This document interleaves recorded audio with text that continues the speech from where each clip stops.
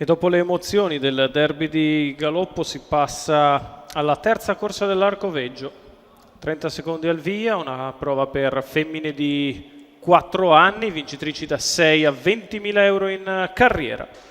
8 dietro le ali dell'autostart dopo il ritiro di una delle più attese, ovvero Fede Italia.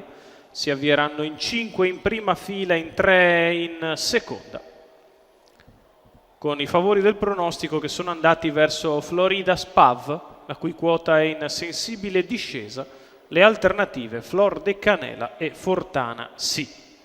Autostart in movimento.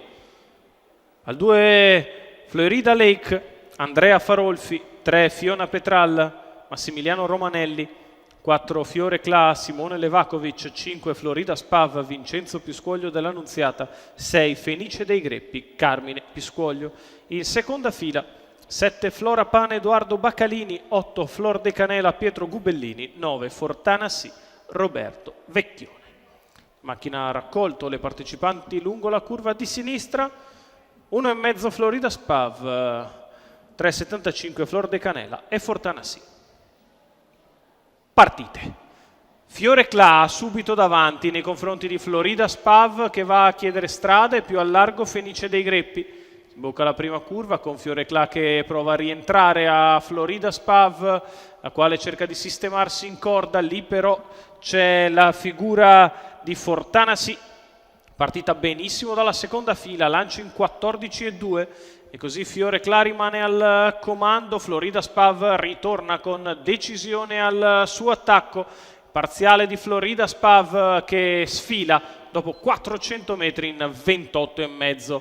La spesa c'è stata, ma la favorita ha preso la testa nei confronti di Fiore Cla, che è seconda. In terza posizione Fortana Sì, mentre risale all'esterno Flor de Canela, trascinandosi Florida Lake. 44 per i primi 600 metri di corsa. Florida Spav che guida su Fiore Cla in seconda posizione. Allo scoperto c'è sempre il numero 8 di Flor de Canela che si porta in scia il 2 di Florida Lake e il 7 di Flora Pan. 58,7 sul piede dell'1,13,3 la metà gara da parte di Florida Spav, che continua in vantaggio. Flor de Canela che si impegna al suo esterno, chilometro di gara passato in 1,13,7. Fiore Cla cerca di tenere il contatto con le prime, precedendo sempre Fortana Sì.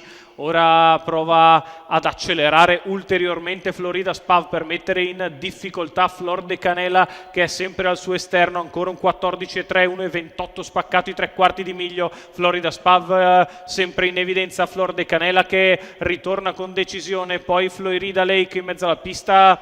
C'è ancora Flora Pan all'ingresso dell'addirittura d'arrivo. Flor de Canela insiste su Florida Spav che prova a vendere cara la pelle di dentro. Fiore Cla sta passando Flor de Canela su Florida Spav, sono tutte un po' stanche, ma è passata Flor de Canela su Florida Spav. A largo di tutti c'è Fortana Sì. Nel finale Flor de Canela vince nei confronti di Fortana Sì e Florida Spav. 31 l'arrivo lento, 1,14,3 Pietro Gubellini per Andrea Bigliardi, colori di Maurizio Anceschi.